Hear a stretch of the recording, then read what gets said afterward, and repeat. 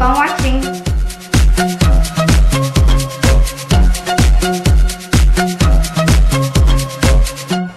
Okay, so we want to go ahead and start with our prep work. What I am going to do is I washed all my vegetables. What I'm going to do now is cut the asparagus. What I like to do is I like to bend the asparagus near the bottom. And what it does, it's going to crack. It will. And this is the part that we want to cut off. So I'm going to use this as a guide. And I'm going to cut the asparagus ends right there because that is the hard, or I don't know if it's the, we don't want to eat that part because it's pretty tough. So I'm going to go ahead and do the same. I'm going to cut it to where my guide showed me where to cut at, just the bottoms. So, okay, so after you cut the stems off of the asparagus, you're going to go ahead and you're going to cut your asparagus on a bias. What that is, it's just on an angle, and what this does, it just makes the dish prettier than a boring straight cut. So I'm going to go ahead and I'm going to do this for the rest of my asparagus.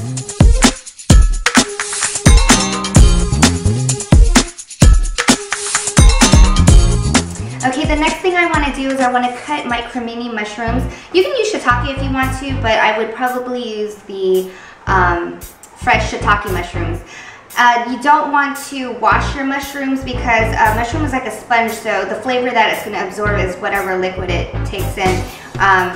So what you want to do is you want to take a brush or maybe a damp paper towel and you just want to wipe off the dirt, and that's the way you want to wash it. What I'm going to do now is I'm going to just cut these in half, just like that, and I'm going to do that for the rest of my mushrooms.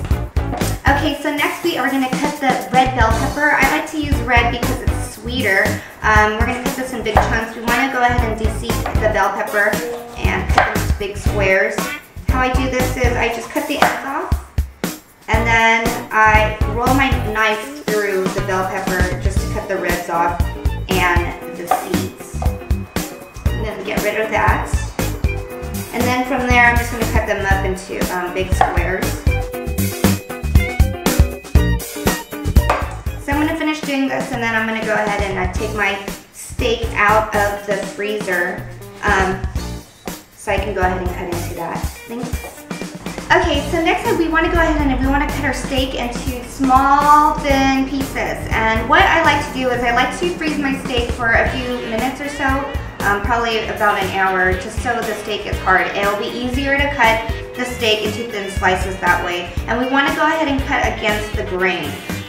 The grain will be opposite of where the lines are going on the steak, and we want to go ahead as well as trim the fat off. So I'm just going to do little thin strips. So something like this, it's, I don't know, not even a millimeter, but just really thin.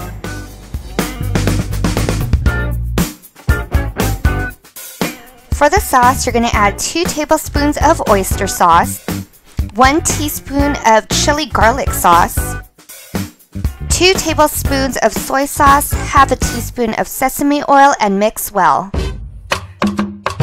Heat wok with oil, and you're going to swirl the oil around the wok. When the oil is nice and hot, you're going to add the asparagus and bell pepper. You're going to go ahead and cook this for about 2 minutes or so.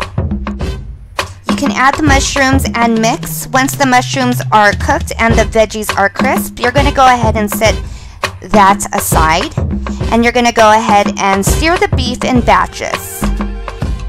Once you start to see the beef brown on one side, you want to go ahead and split the beef over. And you're going to continue doing this until all batches are cooked. When all the meat is done, you're going to add all the ingredients together and you're going to finish it with the sauce. Once the sauce is heated through, it is ready to be served. Thank you for watching. For this video, for the complete recipe, please check out my Facebook page. Until next time, happy cooking!